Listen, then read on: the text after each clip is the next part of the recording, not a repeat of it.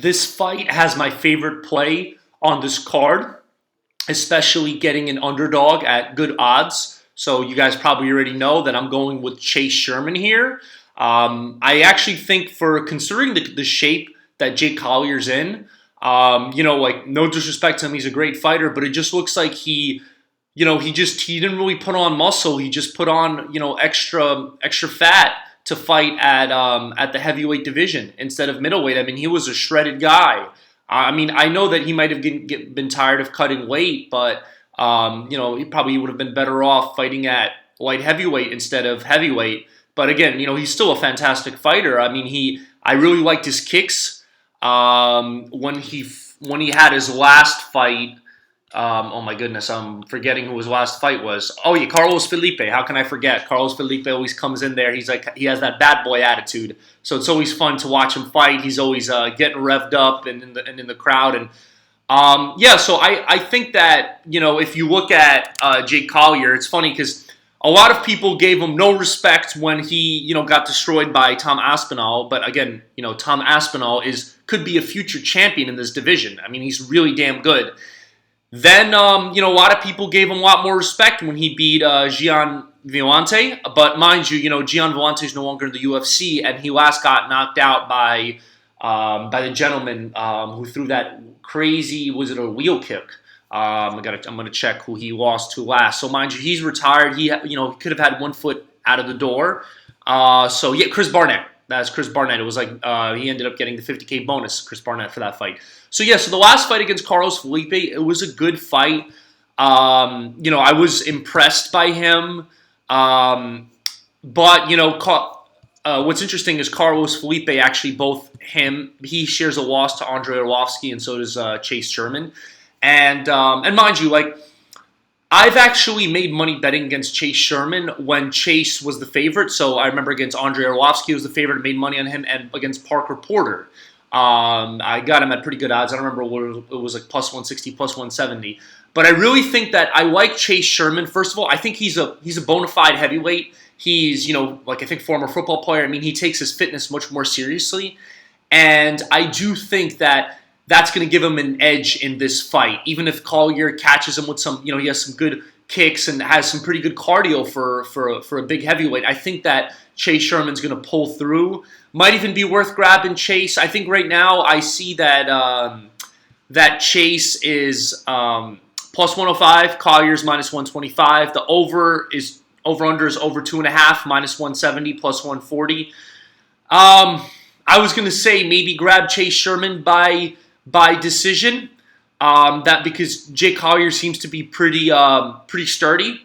But to be fair, I mean, he did, Carlos Felipe is not really much of a knockout artist. If you look, he's more of a volume puncher, and he did get knocked out against Tom Aspinall. And, Chase Sherman does have some serious power in his hand, so you may be better off grabbing a plus 105. But I think really that's the best play that I could find on this card, especially as an underdog. I really like, pretty confident in what's his name? In Giga Chikadze to win by knockout. But you probably could get Giga by you could get him at plus odds if you grab him by knockout.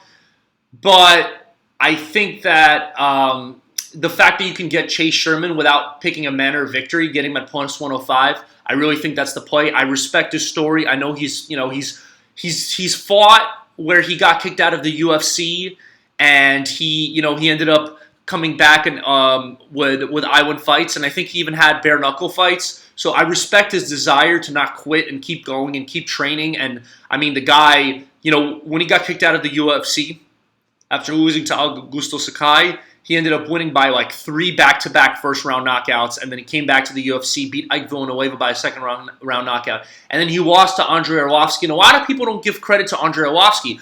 Andrei Arlovski has had a nice career resurgence, and he fights extremely smart. It's very hard to beat a tough, wily veteran like him. Let's look at his career. Yeah, he's coming off 2 wins. I mean, and before that, so he got knocked out by Jairzinho Rozenstruik. He beat Philippe Lins, beat Tanner Boser, who's a good fighter.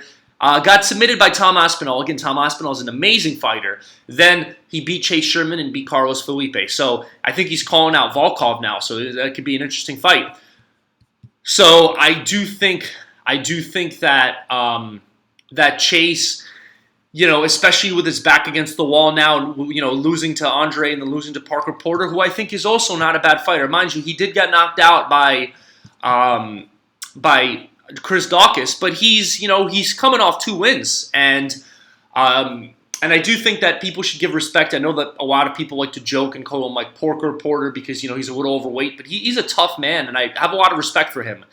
And so yeah, in the end, I do think, again, not underestimate Jay, even though Jake Collier is obviously overweight, probably should be fighting at light heavyweight, but he's still a really tough out. But I just think that Chase Sherman, if it comes down to it, I think Chase is going to push through, and I think he's going to win, and I think he's going to go on a nice winning streak. I just think that he's had some tough matchups, and I really believe in Chase. I really believe in Chase. He has a good attitude. If you look at his Instagram, he believes in himself. He's tough. He's always working out hard. So I really think that that's the best play of the card, especially at plus 105. I think it's the way to go.